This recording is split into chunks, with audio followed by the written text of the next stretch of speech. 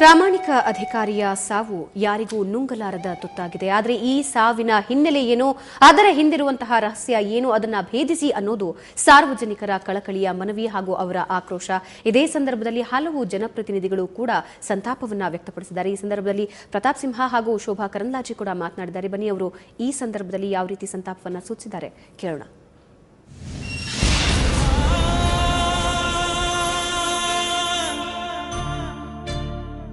ನಾವು ಕರ್ನಾಟಕದಲ್ಲಿದ್ದೀವೋ ಅಥವಾ ಬಿಹಾರದಲ್ಲಿದ್ದೀವೋ ಉತ್ತರ ಪ್ರದೇಶದಲ್ಲಿದ್ದೀವೋ ಅಂತ ನನಗೆ ಅನುಮಾನ ಕಾಡಕ್ಕೆ ಶುರುವಾಗ್ಬಿಟ್ಟಿದೆ. ಇನ್ನು ನಾನು ಎನ್ ರೆಡ್ಡಿ ಅವ್ರನ್ನ ಅವರ ಹೇಳಿಕೆಯನ್ನು ನೋಡಿದಾಗ ನಿಜಕ್ಕೂ ಅವರೊಬ್ಬ ಪೊಲೀಸ್ ಅಧಿಕಾರಿ ಅಂತ ಹೇಳಲಿಕ್ಕೆ, ನಮ್ಮ ಕರ್ನಾಟಕದಲ್ಲಿ ಅಂತ ಒಬ್ಬ ಪೊಲೀಸ್ ಅಧಿಕಾರಿ ಇದೆ ಅಂತ ಹೇಳಲಿಕ್ಕೆ ನನಗೆ ಶೇಮ್ ಅನಿಸುತ್ತೆ.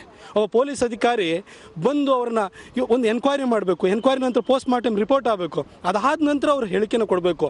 ಮೇಲ್ನೋಟಕ್ಕೆ ಪ್ರೈಮಾ ಫೇಸಿ ಇದೊಂದು ಸೂಸೈಡ್ ಅಂತ ಹೇಳ್ತಾ ಇದ್ದಾರೆ ಅವರು. ಅಂದರೆ ಇವರು ಯಾವುದೋ ವ್ಯಕ್ತಿಗಳ ಕೈಗೊಂಬೆಯಾಗಿ ಕೆಲಸ ಮಾಡ್ತಾ ಇದ್ದಾರೆ ಇವತ್ತು. ಈಗ ಜಾರ್ಜ್ ಅವ್ರು ನೋಡಿ, ಇತ್ತೀಚೆಗೆ ರವಿ ಅವರು ಏನು ದಾಳಿ ಮಾಡಿದ್ರು, ಅವರು ಕಮರ್ಷಿಯಲ್ ಟ್ಯಾಕ್ಸ್ ಆಫೀಸರ್ ಆದ ನಂತರ ದಾಳಿ ಮಾಡಿದ್ರು. ಅದರಲ್ಲಿ ಎಲ್ಲ ರಿಯಲ್ ಎಸ್ಟೇಟ್ ನೋಡಿದ್ದಾರೆ. ಈ ಎಂಬೆಸಿ ಗ್ರೂಪ್ ಮೇಲೆ ಮಾಡಿದ್ರು. ಎಂಬೆಸಿ ಗ್ರೂಪ್ ಯಾರ್ದು? ಇದೇ ಜಾರ್ಜ್ ಅವ್ರದ್ದು. ಅಂದರೆ ಜಾರ್ಜ್ ಅವರ ಕೈಗೊಂಬೆಯಾಗಿ ಇವತ್ತು ಎನ್ ರೆಡ್ಡಿ ಕೆಲಸ ಮಾಡ್ತಿದ್ದಾರೆ. ಜಾರ್ಜ್ ಮತ್ತು ಎನ್ ರೆಡ್ಡಿ ಇಬ್ಬರು ಕೂಡ ರಿಸೈನ್ ಮಾಡಬೇಕು. ಎನ್ ರೆಡ್ಡಿ ವರ್ಗಾವಣೆ ತೆಗೆದುಕೊಳ್ಬೇಕು, ಜಾರ್ಜ್ ರಿಸೈನ್ ಮಾಡಬೇಕು. ರಿಸೈನ್ ಮಾಡಿ ಒಂದು ನಿಷ್ಪಕ್ಷಪಾತವಾದ ತನಿಖೆನ ನಡೆಸಬೇಕು.